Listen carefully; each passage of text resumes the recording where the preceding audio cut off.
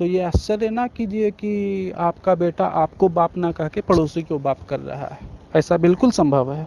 आजकल नेपाल ने एक नक्शा जारी किया है जिसमें उन्होंने भारत के एरिया को उन्होंने अपना एरिया बताया है। कोई बड़ी बात नहीं है, ऐसा नेपाल करते रहता है। नेपाल क्या, हर देश वैसा करते रहता है।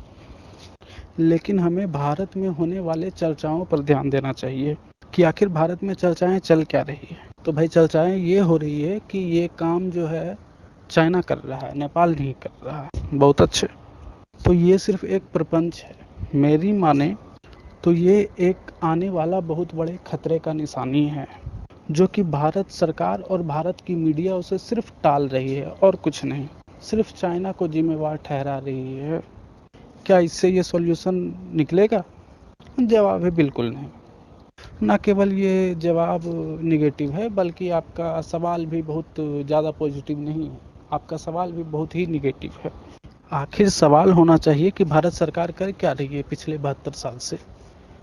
फॉरेन पॉलिसी नाम की कोई चीज़ होती है। आखिर भारत सरकार की क्या फॉरेन पॉलिसी रही है? आपके सारे पड़ोसी देश आपसे नाराज चल रहे हैं।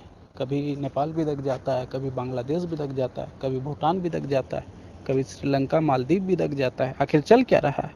भारत सरकार कर क्या रही है? और जहाँ तक बात रहा पाकिस्तान का, तो आपसे तो उनकी बनती ही नहीं है। और बांग्लादेश में भी आपकी हालत बहुत अच्छी नहीं है। जब तक शेख हसीना है तब तक आपके बल्ले बल्ले हैं। जिस दिन शेख हसीना पावर से हटी, उस दिन बांग्लादेश में भी आपका बहुत बुरा हाल होगा, नेपाल से भी ज़्यादा। नेपाल तो फिर भी भारत के एरिया में बहुत साइड में पड़ता है, लेकिन बांग्लादेश बीचों बीच भारत में, इधर भी भारत, चारों तरफ उसका बाउंड्री भारत से ही लगता है।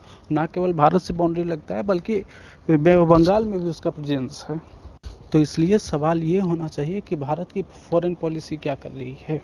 भारत ने इन देशों के लिए क्या किया है? भारत ने इन देशों में कितने प्रोजेक्ट्स चलाए हैं? अगर प्रोजेक्ट चलाए हैं तो कितने सक्सेसफुल रहे हैं आज तक?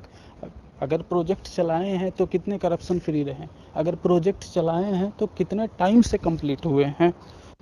जवाब है शायद ही कोई ऐसा प्रोजेक्ट रहा हो जिसमें भारत सरकार टाइम से कंप्लीट किया हो, करप्शन फ्री रहा हो और बहुत तरह का प्रॉब्लम फेस ना किया हो वो प्रोजेक्ट। वहीं हम बात लें चाइनीज़ गवर्नमेंट की। चाइनीज़ ने कितने प्रोजेक्ट वहाँ कंप्लीट किए हैं, कितने टाइम से कंप्लीट किए हैं? तो इसमें आपको आसमान ज़मीन का अंतर दिखेगा।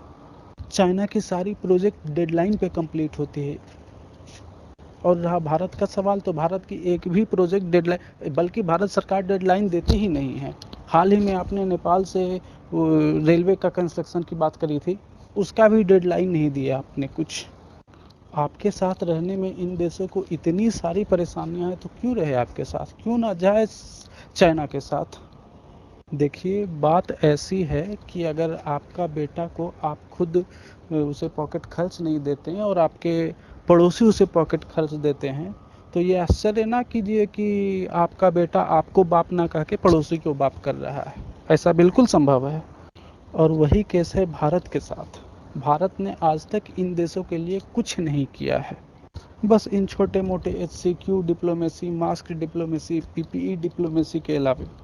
तो इसलिए आप थोड़े होश के नाखून ले और भारत सरकार से सवाल पूछे कि आपने क्या किया है इन देशों में, फॉरेन पॉलिसी आपकी क्या है इन देशों में। ट्वीट करके पूछे, फॉरेन मिनिस्टर से पूछे, प्रधानमंत्री से पूछे। यूँ सवाल चाइना पे टालने से काम नहीं चलेगा। आपको आपकी फॉरेन डिप्लोमेसी ठीक करनी होगी। आपको आपके पड़ोसियों से ठीक रिश्ते कायम करने की दिशा में कदम आगे बढ़ाना चाहिए।